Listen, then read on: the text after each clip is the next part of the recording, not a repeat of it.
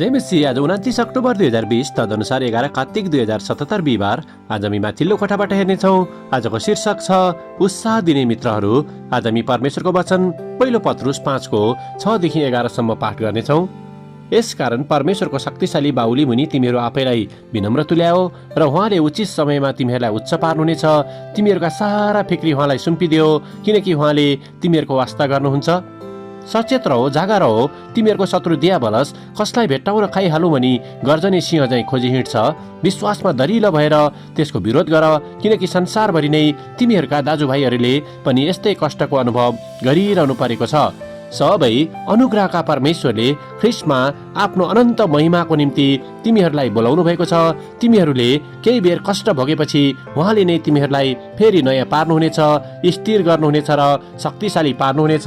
उहाँलाई नै पराक्रम र शक्ति सदा सर्वदा भइरहोस्। आमीन। पहिलो पत्रुस 5:10 लेखिका यहाँ जोड दिनुहुन्छ। सबै अनुग्रहका परमेश्वरले ख्रिस्टमा आफ्नो अनन्त महिमाको निम्ति तिमीहरूलाई बोलाउनु भएको छ। तिमीहरूले केही बेर कष्ट भोगेपछि उहाँले नै तिमीहरूलाई फेरि नयाँ पार्नुहुनेछ, स्थिर गर्नुहुनेछ र शक्तिशाली पार्नुहुनेछ। आमेन। लेखिका आफ्नो अनुभव र विचारलाई यहाँ यसरी प्रस्तुत गर्नुहुन्छ। एकअर्का भन्दा सयौं माइल टाढा भए तापनि सेरी र म सानैदेखिका असल मित्र हौं। जब मलाई दोस्रो पटक स्तन क्यान्सर भएको पत्ता लाग्यो, तब मलाई आफ्नो महिनौसम्म गरिने उपचार, केमियोथेरापी र अनिश्चित भविष्यको चिन्ता र भयले सताउन थाल्यो र ती सबै समय मेरा प्रार्थनाहरूको सुनुवाई नभएको हो कि भन्ने मैले महसुस गर्न पुगेँ। तब एक दिन मैले सेरीबाट एउटा कार्ड प्राप्त गरेँ।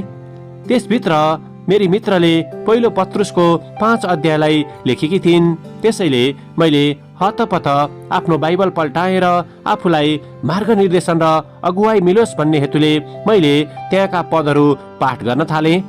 जसै मैले 10 पदलाई पाठ गर्दै थिएँ, तब मलाई एक्कासी सेरीले लेखेका ती पदहरू नै मेरो निम्ति परमेश्वरबाटको उत्तर हो भनी अनुभव गर्न सकेँ।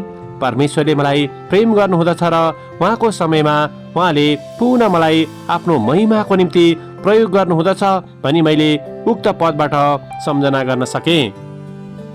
त्यसको केही महिनापछि सेरीलाई अकस्मात हृदयघात भएको मैले खबर पाएँ। यसपटक उनलाई सान्त्वना दिने मेरो पालो थियो। त्यसैले मैले उनलाई पुनः त्यही अध्याय पहिलो पत्रुस 5बाट लेखेर एउटा कार्ड पठाएँ।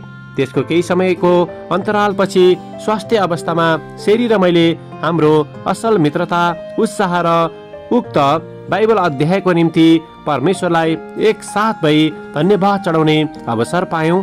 हो, साँच्चै जब हामीलाई परमेश्वरको निकै आवश्यकता रहेको हुँदछ, तब कहिलेकाहीँ एउटा असल मित्रले हामीलाई उहाँसँगको सम्बन्धमा बलियो हुन सहायता गर्न सक्दछन्। आमेन। आजको विचार, अरूहरूको चुनौतीपूर्ण अवस्थाहरूमा म परमेश्वरको वचनबाट उनीहरूलाई उत्साह दिन सक्दछु। प्रार्थना। प्यारो परमेश्वर, तपाईको वचनको निम्ति धन्यवाद, जुन हामी हाम्रा प्रियजनहरूलाई उत्साह दिनको निम्ति प्रयोग गर्न सक्दछौँ। हाम्रा सङ्घर्षहरूलाई तपाईको महिमाको निम्ति प्रयोग गर्न हामीलाई सहायता गर्नुहोस्, येशूको नाउँमा। आमेन। आजको लेखिका क्यारोलिन एलिस, टेनेसी, अमेरिका। आजको प्रार्थनाको विषय जीवन परिवर्तन गर्ने रोगसँग लडिरहेकाहरूका निम्ति।